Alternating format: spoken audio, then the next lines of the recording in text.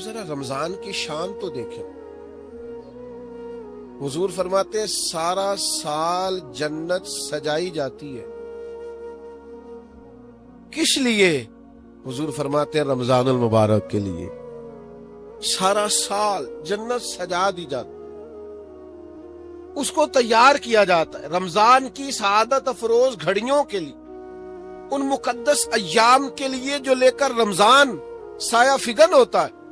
اس کے لیے پورا سال جنت کو سجایا جاتا ہے، تزئین و آرائش کی جاتی ہے.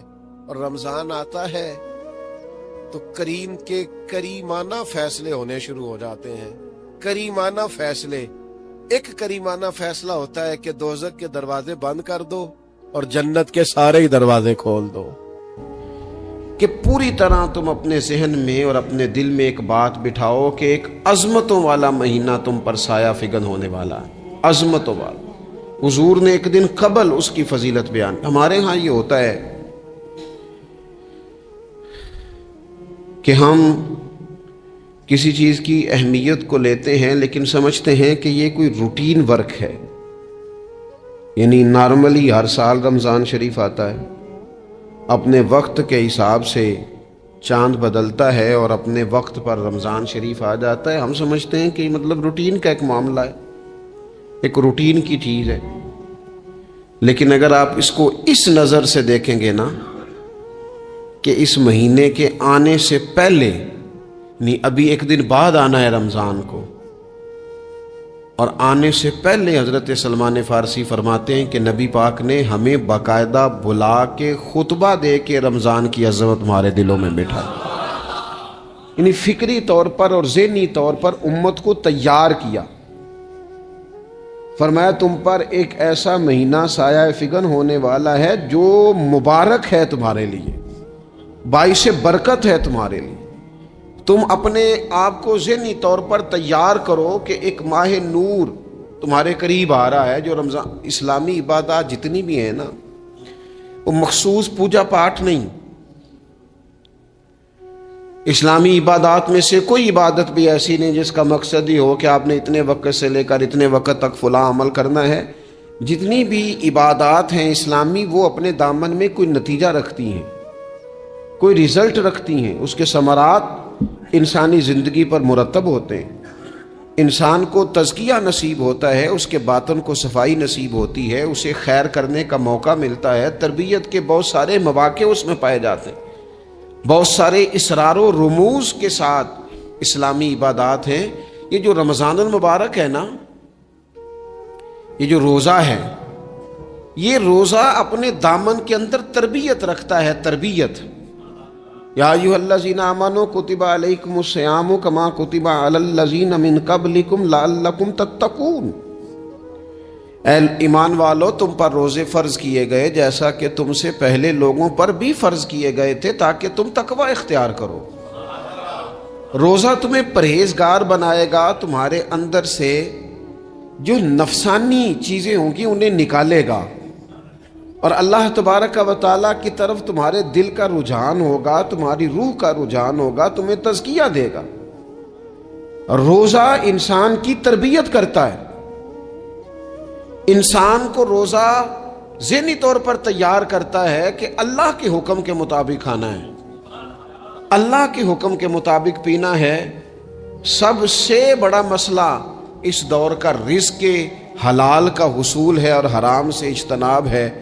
تو روزہ ہمیں یہ سبق پڑھاتا ہے کہ ہم وہی کھائیں گے اور اسی وقت کھائیں گے جو کھانے کا ہمیں ہمارے رب نے حکم ارشاد فرمایا ہے، اور جس سے اللہ رسول منع کر دیں گے. جتنی مرضی چمک دمک اپنے دامن میں رکھے، جتنی مرضی، لیکن ہم وہی لیں گے جو ہمارے لیے جائز ہے. آپ غور فرمائیے، روزہ لعلکم تتقون، روزہ تمہیں پرہیزگار کرتا ہے. بہت سارے لوگ ایک بات کرتے ہیں کہ عادتیں نہیں بدلی جاتی. یار کوشش کرتا ہوں لیکن میری عادت نہیں تبدیل ہوتی. میں آپ کو ایک رائے دینے لگا ہوں، مشورہ دینے لگا ہوں. میں آپ سے یہ عرض کرنے لگا ہوں کہ موقع آیا ہے رمضان شریف کا. رمضان میں نہ بندہ روٹین میں اپنی عادتیں بدلتا ہے. کسی کو سویرے 7 بجے کھانے کی عادت ہے، کسی کو 9 بجے کھانے کی عادت ہے، کوئی صبح ناشتہ نہیں کرتا، دوپہر میں ہی کھاتا ہے۔ لیکن رمضان آیا تو عادت بدل گئی، 7 بجے والا بھی نہیں کھا رہا، 9 بجے والا بھی نہیں کھا رہا، دوپہر والا بھی نہیں کھا رہا، سارے سحری میں کھا رہے ہیں۔ عادت بدل گئی، بالکل طبیعت بدل گئی، روٹین چینج ہو گئی۔ کوئی اٹھ رہا تھا صبح فجر میں، اللہ کی توفیق سے اللہ تعالیٰ معاف فرمائے تو کچھ ایسے بھی تھے جو 9-10 بجے اٹھ رہے تھے، کچھ الحمدللہ فجر پڑھ کے چلو کسی وجہ سے پھر سو گئے، 10-11 بجے اٹھ رہے تھے، روٹین بدلی ہوئی تھی۔ رمضان آیا تو بدل گئی، سارے سحری میں اٹھ رہے ہیں، تہجد کے وقت سب کی آنکھ کھل رہی ہے، بالکل روٹین بدل گئی، حالات بدل گئے، معاملات تبدیل ہو گئے، اوقات تبدیل ہو گئے، دفاتر کے ٹائم تبدیل ہوئے، اسکولوں کے نظام تبدیل ہوئے، مدارس کے اوقات تبدیل ہوئے، ہر چیز کے اندر تبدیلی آئی۔ معنی کیا ہے کہ اللہ نے تمہیں موقع دیا ہے کہ عادتیں بدلی جا سکتی ہیں، اپنے آپ کو تبدیل کیا جا سکتا ہے، لائف سٹائل کو چینج کیا جا سکتا ہے۔ یہ موقع آیا ہے، ایک مہینہ ہے پورا، 2-3 دن 4 دن آپ کی روٹین بگڑ جائے نا سونے کی، یعنی روٹین سے ہٹ کے آپ سونا جاگنا شروع کر دیں تو پھر وہی روٹین بن جاتی ہے، پھر اسی ترتیب سے انسان سارے کام کرتا ہے۔ تو رمضان میں روٹین چینج ہوگی، سارے تہجد میں اور سحری میں اٹھیں گے، تو اللہ کرے نا یہ روٹین قائم رہے۔ رمضان میں تو اٹھتے تھے سحری کرنے کے لیے، تو اللہ کرے روٹین بن جائے اور سارا سال اٹھیں تہجد کی نماز ادا کرنے کے لیے، اللہ کرے روٹین بن جائے، چیزیں تبدیل ہو جائیں۔ وہ لوگ جن کو ڈاکٹر کہہ رہے تھے کہ دوائی بھی کھانی ہے اور پرہیز بھی کرنا ہے، تو وہ کہہ رہے تھے جی دوائی کھانا تو آسان ہے، پرہیز کرنا مشکل ہے، تو بدلنے لگی ہے نا روٹین، آ گیا نا رمضان، پرہیز کا ٹائم شروع ہو گیا۔ لہذا بہترین فائدہ یہ ہوگا کہ رمضان میں پرہیز ہوگی، ڈائٹ پلان بالکل بنایا جا سکتا ہے، اس میں چیزوں کو بالکل مرتب کیا جا سکتا ہے۔ تو رمضان شریف کے آنے سے پہلے ذہنی طور پر اپنی عادات کی تبدیلی کا پروگرام بنائیں، عادتیں بدل جایا کرتی ہیں۔ رسول کریم دنیا میں آئے وَيُزَكِّيكُمْ، حضور تزکیہ کرنے تو آئے ہیں، عادتیں بدلنے تو تشریف لائے ہیں۔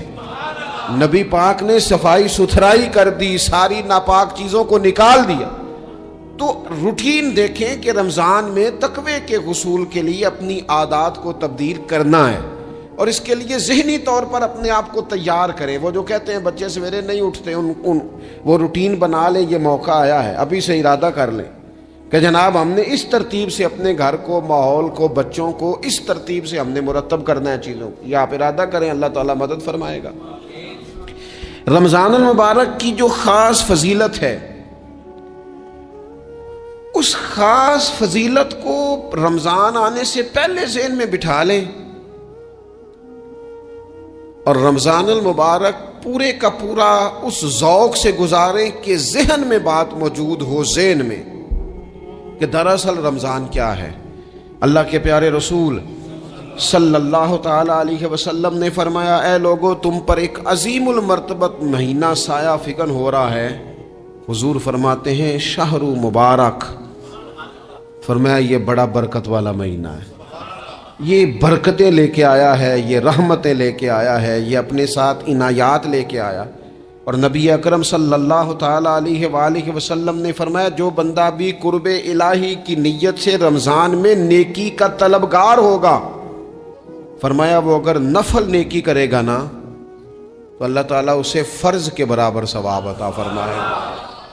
اور حضور علیہ الصلوۃ والسلام فرماتے ہیں جو اس مہینے میں ایک فرض ادا کرے گا اللہ 70 فرضوں کے برابر اجر عطا کرے گا۔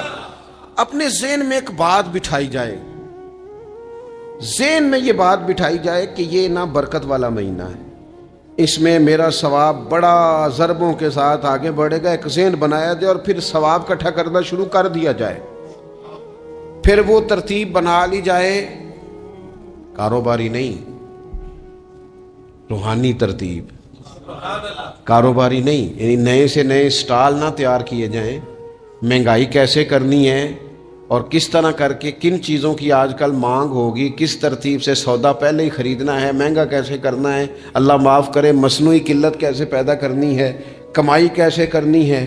رمضان کے اندر جناب لوگ ساری ترتیب لگا کے ساری، میرے ایک دوست ہیں میڈیکل کے شعبے سے وابستہ ہیں، تو مجھے کہنے لگے کہ ڈاکٹر بھی اپنی روٹین بدلتے ہیں اور معدے والی ساری دوائیاں بھی اکٹھی کر لیتے ہیں کیونکہ رمضان آنے والا ہے، یہ زیادہ لوگ استعمال کریں گے۔ وہ ماحول نہ پیدا کریں کہ ہر چیز دنیا داری ہو جائے، ہر چیز دنیا داری نہیں، ہر چیز کو ایک نیا روپ دے دیا جائے اور نیا سے نیا مال کمانے کا سلیقہ بنایا جائے۔ میں اکثر کہا کرتا ہوں کہ رمضان تو اس لیے تھا نا کہ اس میں کم کھانا ہے، تھوڑا کھانا ہے، لیکن اگر بندہ کہے کہ میں نے صبح کا چونکہ کھایا نہیں لہذا اب شام کو اتنا کھانا ہے کہ ہفتے سے پہلے ڈاکٹر کے پاس بھی جانا ہے، میں نے وہ سارا پوری کرنی ہے روٹین، تو پھر وہ مقصد کو نہیں نہ سمجھا، پھر اس نے اس خوبصورتی کو نہیں پایا جو خوبصورتی اس کو دین دینا چاہتا تھا۔ ایک تو رمضان کی فضیلت کو سمجھنا ہے، اور پھر جب ہم روزہ دار ہیں، ہم نے روزہ رکھا ہوا ہے، تو نبی پاک علیہ السلام نے خود اس مفہوم کو کھول کے بیان کیا، فرمایا جس بندے نے جھوٹ نہیں چھوڑا، گناہ نہیں چھوڑا، گویا غیبت نہیں چھوڑی، بدی نہیں چھوڑی، اللہ کے محبوب علیہ الصلوۃ والسلام فرماتے ہیں پھر اللہ تعالیٰ کو اس کے بھوکا پیاسا رہنے کی تو کوئی ضرورت نہیں، کیونکہ لعلکم تتقون، تقوی اختیار کرنا تو روزے کا مقصد تھا، اور اگر اس نے وہ بات کو سمجھا ہی نہیں، استاد کے لیے صرف استاد ہو جانا ہی ضروری نہیں، اس کو پھر اپنے منصب کا لحاظ کرنا بھی ضروری ہے کہ میں استاد ہوں۔ والد کا صرف والد ہو جانا ہی کمال نہیں، اس کو پھر اس منصب کے تقاضوں کو بھی سمجھنا چاہیے کہ اب میں ایک باپ ہوں، اب میں روٹین میں وہ آزاد نہیں ہوں کہ جہاں میرا جی چاہے گا جاؤں گا، جہاں میری طبیعت چاہے گی میں کھاؤں گا، جہاں میرا دل کرے گا میں وہ کام کروں گا۔ اب آپ سرپرست ہیں، سربراہ ہیں۔ انسان دیکھیں نا، ایک شخص ہے وہ عالم ہے، علم پڑھ لینا صرف کمال نہیں، وہ اپنے منصب کو بھی تو سمجھے نا، اس منصب کے وقار کو، اس کے لحاظ کو بھی تو سمجھے نا۔ ایک آدمی اگر عمر رسیدہ ہے، بڑا ہے، بزرگ ہے، اور وہ چاہتا ہے کہ میری بزرگی کی وجہ سے میرا اکرام کیا جائے، تو اسے اپنے منصب کا بھی لحاظ کرنا پڑے گا۔ اس کو حضرت سعدی فرمایا کرتے تھے میں نے 18 سال کے بزرگ دیکھے اور میں نے 75 سال کے بچے دیکھے۔ حضور کیا مطلب؟ فرمانے لگے عمر ہو گئی لیکن اپنے منصب کا خیال نہ کیا، عادات بچوں والی رہی۔ اور فرماتے میں نے ایسے لوگ دیکھے جن کو شروع وقت میں ہی اللہ والوں کی صحبت نصیب آئی، تو وہ جو بزرگی ہے وہ پھر عمر کی وجہ سے نہیں ملی، وہ اللہ نے علم اور عمل کی وجہ سے عطا فرما دی۔ تو اپنے منصب کا لحاظ کرنا کہ میرا یہ منصب ہے۔ اسی طرح جب ہم نے روزہ رکھا ہوا ہوگا نا، تو پھر ہم نے اس منصب کا بھی لحاظ کرنا ہے کہ میں روزے دار ہوں، پھر خالی بھوکے پیاسا نہیں رہنا۔ رسول پاک صلی اللہ تعالی علیہ وآلہ وسلم نے پتہ ہے روزے دار کی فضیلت کیا بیان فرمائی؟ اللہ کے محبوب صلی اللہ تعالی علیہ وسلم فرماتے ہیں کہ رب فرماتا ہے ابن آدم کا ہر عمل اس کے لیے ہے، روزہ میرے لیے، اور فرمایا میں خود جزا دوں گا روزے کی، میں خود جزا دوں گا روزے کی۔ اور حضور فرماتے ہیں روزہ ڈھال ہے، جو شخص روزہ دار ہو وہ بےہودگی سے، فحش گوئی سے اجتناب کرے۔ اور اللہ کے محبوب صلی اللہ تعالی علیہ وسلم فرماتے ہیں اگر کوئی شخص اسے گالی دے، اگر کوئی شخص اس سے جھگڑا کرنا چاہے تو پتہ کیا جواب دے؟ اسے کہے بھئی میں روزے دار ہوں، میرے منصب کا تقاضا نہیں کہ میں تیرے ساتھ الجھوں۔ اور رسول پاک صلی اللہ علیہ وسلم فرمانے لگے اوہو اتنی بڑی بات۔ حضور فرمانے لگے، یہ صحیح مسلم کے لفظ ہیں، کریم محبوب فرمانے لگے مجھے اس رب کی عزت کی قسم جس کے قبضے میں محمد عربی صلی اللہ علیہ وسلم کی جان ہے، حضور فرماتے ہیں روزہ دار کے منہ کی خوشبو اللہ تعالیٰ کے نزدیک قیامت کے دن مشک کی خوشبو سے بھی زیادہ وقت والی ہوگی۔ اس کے منہ سے جو خوشبو آتی ہے قیامت میں مشک پیچھے رہ جائے گا، اور رب کی بارگاہ میں صرف روزہ دار کے منہ سے، اگر تیرے منہ کی خوشبو رب کو اتنی پسند ہے تو تجھے بھی تو اپنے منصب کا خیال ہونا چاہیے کہ میں نے روزہ رکھا ہوا ہے، میں روزہ دار ہوں۔ اور میرے نبی پاک علیہ السلام کے یہ دو لفظ ہیں نا، وہ صوفیاء ہیں نا، اللہ کے نیک بندے جو ساری زندگی تڑپتے رہے کہ کبھی یہ حقیقت منتظر نظر آنا لباس مجاز میں، کبھی مالک ایک دفعہ کبھی تیرا جلوہ ملے، کبھی یہ حقیقت منتظر نظر آنا لباس مجاز میں۔ لاکھوں سجدے تڑپ رہے ہیں میری جبین نیاز میں، اور جو ساری زندگی کہتے رہے کہ ہم تو عمر دراز مانگ کے لائے تھے 4 دن، 2 آرزو میں کٹ گئے، 2 انتظار میں، یہ دیکھو انہیں انعام ملنے لگا۔ جو اس کی راہ کے سوالی تھے، جو اس کے رستے کے مسافر تھے، جو اسے پانا چاہتے تھے، جو اس کی دید کرنا چاہتے تھے، جو اسے ملنا چاہتے تھے، میرے رسول پاک علیہ السلام نے فرمایا روزہ دار کو 2 خوشیاں ملیں گی۔ ایک خوشی اس وقت ملتی ہے جب وہ افطار کرتا ہے، اور فرمایا ایک خوشی اس وقت ملے گی جب وہ اپنے رب سے ملاقات کرے گا، جب وہ اس سے ملے گا تو اس وقت روزہ دار کو خوشی ہوگی۔ میرے دوستو، خوشی تو جو ہوگی سو ہوگی، لیکن یہ لفظ بڑے حسین نہیں کہ روزہ دار کی رب سے ملاقات ہوگی، یہی لفظ بڑے باکمال نہیں۔ ایک روایت میں تو یہ ہے نا کہ روزہ میرے لیے ہے، میں اس کی جزا دوں گا، اور ایک روایت میں یہ ہے کہ روزہ میرے لیے ہے اور رب فرماتا ہے میں خود روزے کی جزا ہوں، یعنی باقی نیکیوں پر ثواب ملے گا، روزہ رکھنے والے کو رب رحمان ملے گا۔ نبی اکرم صلی اللہ تعالی علیہ وسلم کے امت کے صوفیاء نے نا کچھ چیزوں کو بڑا کھولا ہے۔ عارف رومی کہتے ہیں کہ ایک دن نا محمود غزنوی نے خزانوں کے دروازے کھول دیے اور فرمایا بھئی میں نے آج ہر چیز کھول دی ہے، جو جس چیز پہ ہاتھ رکھے گا وہ اسی کی ہو جائے گی۔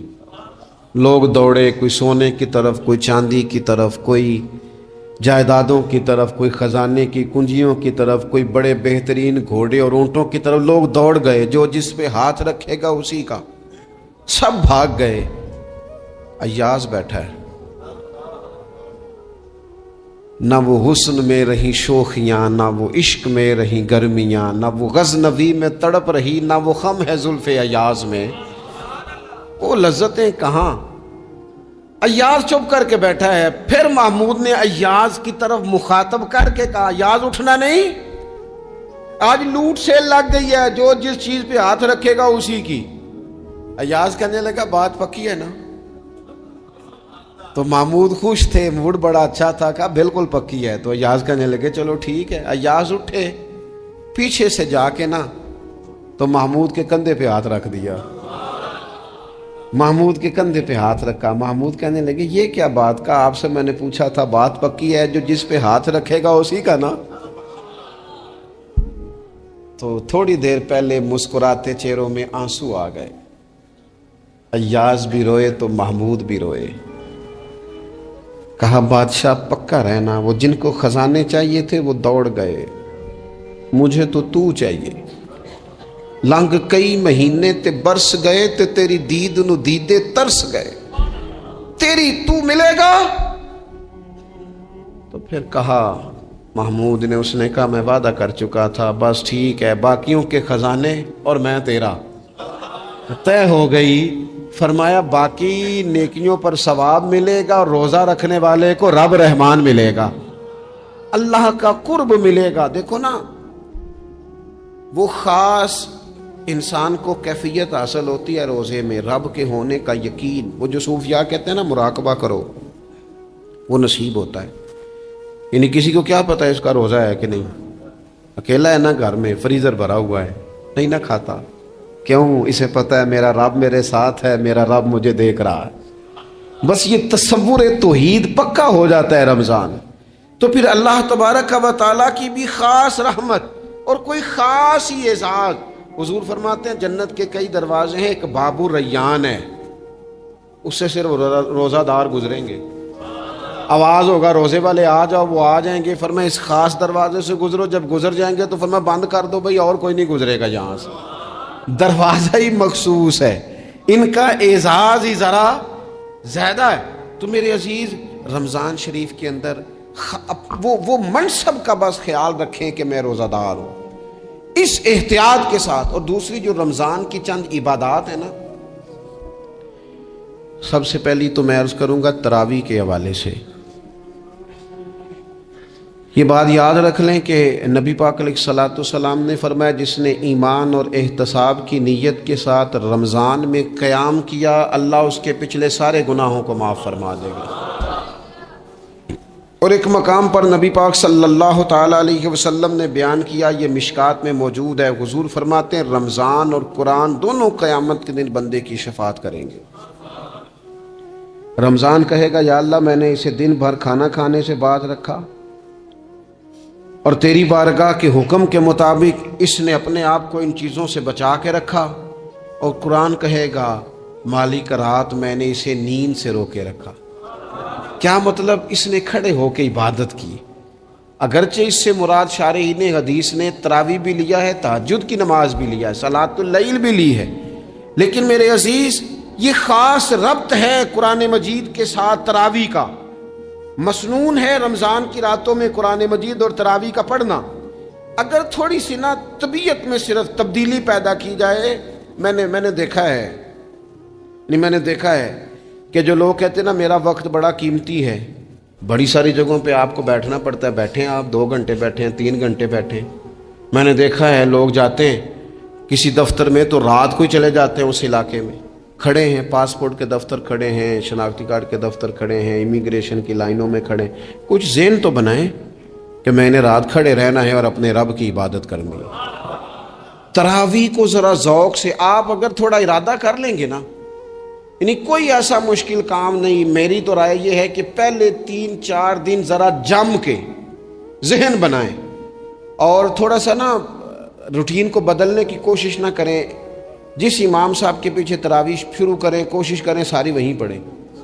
روٹین بدلنے سے بھی سستی آتی ہے. ایک دن یہاں گئے، 2 دن وہاں گئے، تو یہ روٹین بدلنے سے بھی بعض اوقات سستی آتی ہے.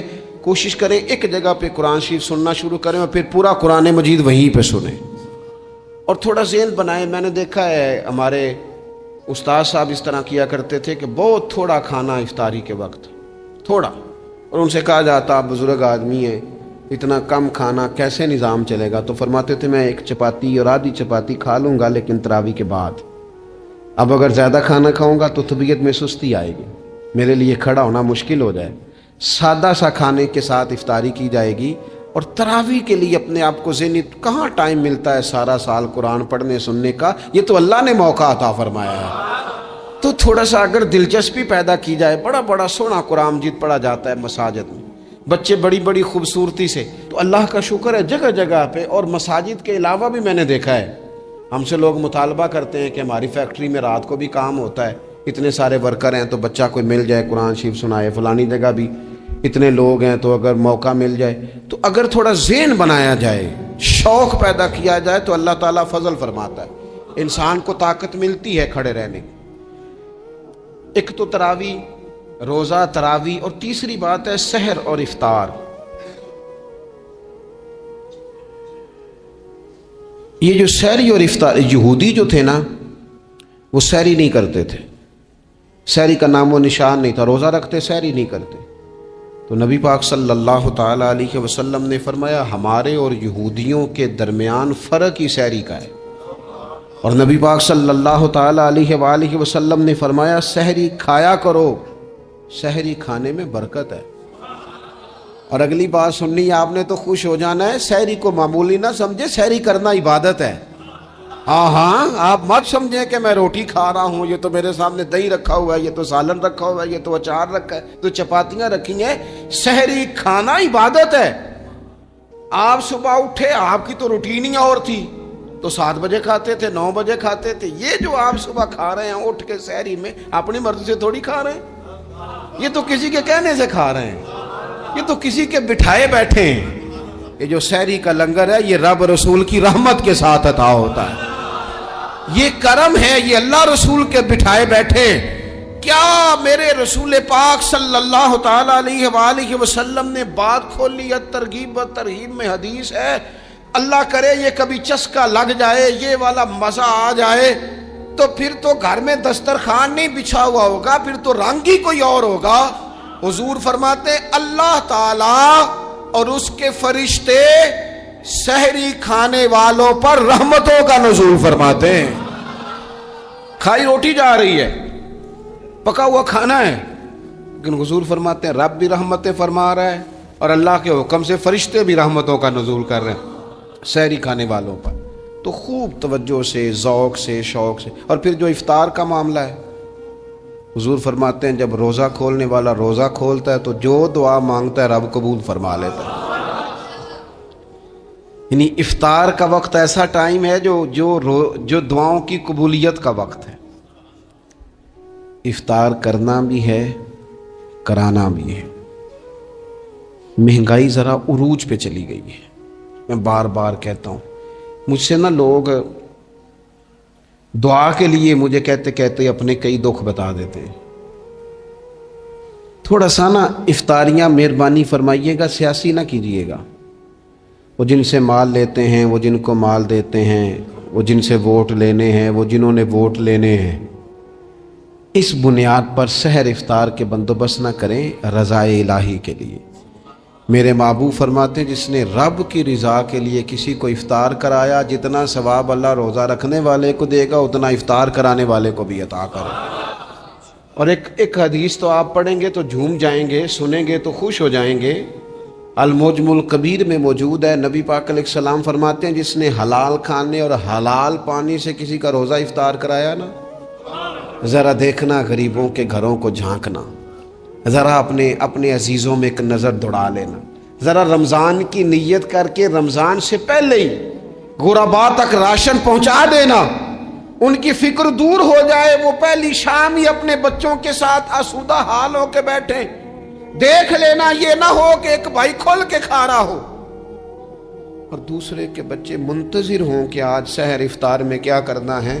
اپنے گلی محلے میں دیکھ لینا، ہم اس رسول کے ماننے والے ہیں جنہوں نے فرمایا میں اسے مومن ہی نہیں جانتا جو پیٹ بھر کے کھائے اور اس کا ہمسایہ بھوکا رہ جائے۔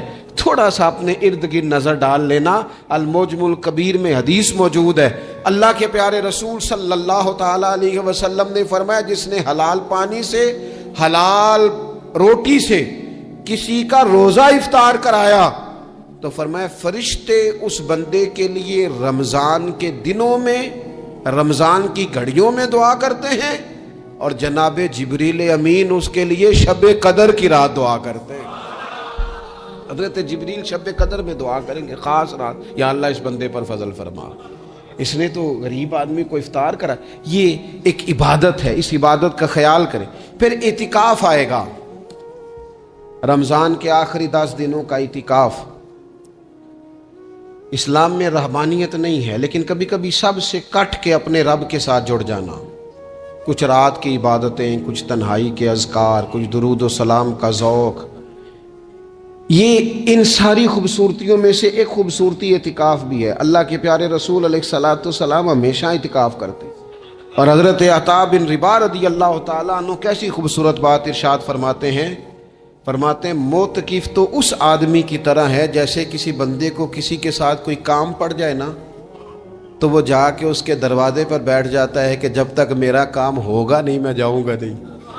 فرماتے ہیں یہ اعتکاف والا بھی آ کے رب کریم کے گھر بیٹھ گیا ہے کہ جب تک تو معاف نہیں کرے گا میں جاؤں گا نہیں، جب تک تو بخشش نہیں کرے گا میں اس دروازے سے ہٹوں گا نہیں۔ حضرت ابن عباس رضی اللہ تعالیٰ عنہ نبی پاک علیہ السلام کے روضہ انور کی طرف اشارہ کر کے کہا کرتے تھے زیادہ دیر نہیں ہوئی، اشارہ کر کے کہتے تھے زیادہ دیر نہیں ہوئی، اس روضہ مبارک میں آرام فرما۔ رسول رحمت علیہ السلام سے میں نے اپنے کانوں سے سنا ہے، اور جب یہ بات ارشاد فرماتے تھے تو روتے بھی تھے۔ فرماتے ہیں میں نے خود نبی پاک علیہ الصلاۃ والسلام سے سنا ہے کہ جو شخص اللہ تعالیٰ کی رضا کے لیے ایک دن کا بھی اعتکاف کرے گا نا، اللہ تبارک و تعالیٰ اس کے اور جہنم کے درمیان 3 خندقوں کی آڑ بنا دے گا، اور فرمایا ان کی مسافت زمین و آسمان سے بھی زیادہ ہوگی۔ یہ 3 خندقیں اتنی بڑی جن کی چوڑائی زمین آسمان سے بھی زیادہ ہوگی، ایک دن اعتکاف کر لے تو اللہ اس بندے کو دوزخ سے اتنا دور فرما دے گا۔ بہت سارے لوگ ہیں جن کو بڑا ٹائم ملتا ہے چھٹیاں گزارنے کے لیے، کبھی کسی سیاحتی مقام پر، کبھی کسی سیاحتی مقام پر، خرچہ بھی مل جاتا ہے، کام بھی ہو جاتا ہے، سارے سلسلے بن جاتے ہیں، بڑی بڑی جگہوں پہ لوگ جا کے ٹائم گزارتے ہیں۔ تو ایسا نہ ہو کہ 10 دن اللہ کے گھر میں بھی گزارے جائیں۔ علماء نے لکھا ہے کہ کوشش تو کریں ہر سال اعتکاف ہو، نہ ہو سکے تو چلو چند سالوں کے بعد ہو جائے، اور فرماتے ہیں کہ زندگی میں ایک دفعہ تو اس سنت کو ضرور ادا کرنا چاہیے۔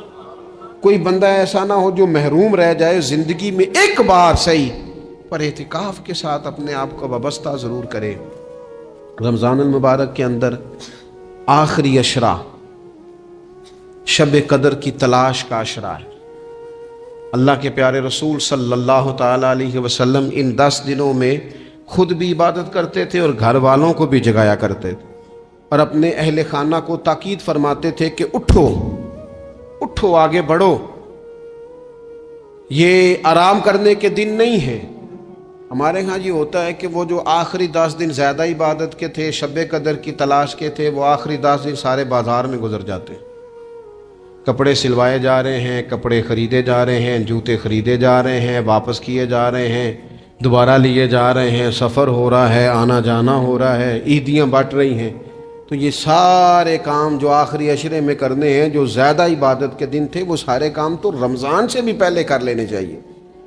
کپڑے رمضان سے پہلے خریدے جائیں، پہلے سلوا لیے جائیں، جوتے پہلے لے لیے جائیں، ضرورت کے کام پہلے کر لیے جائیں۔ جہاں آپ کو جو بانٹنا ہے وہ رمضان سے پہلے کریں۔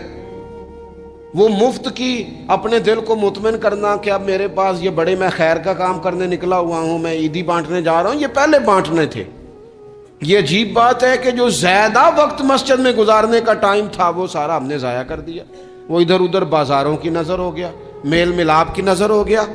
تو اگر چیزوں کو مرتب کیا جائے، میں تو دوستوں سے کہا کرتا ہوں، زکوٰۃ کا حساب، صدقات کا حساب، صدقات فطر کا حساب، جتنے بھی روٹین کے کام ہیں اس کو کوشش کریں رمضان شریف سے پہلے آپ ترتیب دیں، آپ ان چیزوں کو پہلے سے مرتب کریں تاکہ وہ بہترین ہو جائیں۔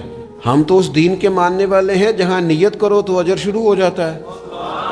آپ رمضان کی نیت سے جو آج خرچ کریں گے اس کو اللہ تعالیٰ رمضان کے ثواب کے برابر ہی اجر عطا فرمائے گا۔ لیکن وہ ہم نا کچھ لوگ بڑا ایک صاحب مجھ سے کہنے لگے، جی میں نے سنا ہے صدقہ فطر آخری عشرے میں ہی دینا چاہیے۔ میں نے کہا آپ کا پروگرام تب دینے کا، اسی لیے آپ نے یہ گاڑا کر کے سن لیا، ذرا اس کو آپ نے زیادہ غور سے سن لیا ہے۔ آپ جب ضرورت محسوس کریں، جب آپ سمجھیں کہ کسی کو ضرورت ہے، ضرورت کے وقت کوئی چیز کام نہ آئی تو پھر کب جا کے کام آئی۔ تو میری آپ سے یہ اپیل رہے گی کہ پہلے سے چیزوں کو مرتب کریں، معاملات کو پہلے سے طے کریں۔ وہ لوگ بڑے اچھے ہوتے ہیں جو وقت پر منصوبہ بندی کرتے ہیں، جو چیزوں کو ٹائم پہ مرتب کرتے ہیں۔ وہ ٹائم جو ہمارا بالکل اللہ کی بارگاہ میں حاضری کا ہے، عبادات کا ہے، اگر وہ سارا گاڑیوں کی نظر ہو جائے گا، اسفار کی نظر ہو جائے گا تو ہم نے حاصل کیا کیا۔ ایک بات آخر میں بڑے درد کے ساتھ آپ کی خدمت میں عرض کرنی ہے، ہر سال کہتا ہوں، اس سال بھی کہوں گا، ذاتی اخراجات کو کچھ کم کیا جائے۔ ذاتی اخراجات نہ کچھ لوگوں کے بہت زیادہ ہیں، ان کے اپنے لباس کے، کپڑوں کے، اور وہ اخراج میں نے پچھلے جمعے بھی کہا تھا، اسلام ذبائش کی اجازت دیتا ہے، نمائش کی اجازت نہیں دیتا۔ نمائش والے کام اگر تھوڑے چھوڑ دیے جائیں کچھ بھی نہیں ہوتا۔ میں تو شاید اگر میں سینکڑوں کہہ دوں تو غلط نہیں ہوگا، لیکن 20 تو لوگ ایسے ضرور ہوں گے کہ جو عید ساری سو کے گزارتے ہیں، سارا دن سوئے رہتے ہیں۔ پتہ نہیں وہ اتنے مہنگے مہنگے کپڑے کس لیے خریدتے ہیں۔ عید کی نماز پڑھی، سو گئے، اور بھئی آپ کا فون بند تھا، جی میں سو رہا تھا جی، تو بھئی وہ جو آپ نے 1.5 مہینہ درزی کے پاس آنا جانا لگایا، وہ کس مقصد کا؟ رات کوئی پہننا تو کوئی پرانا جوڑا پہن لیتے۔ ایسی مصیبت کیا بنی ہوئی تھی؟ اتنے مہنگے کپڑے خریدے، اتنا مہنگا جوتا لیا، اور دن سو کے گزار دیا، ذاتی اخراجات کم کریں، پتہ کیا ہے فرق بہت بڑھتا جا رہا ہے، بہت بڑھتا جا رہا ہے۔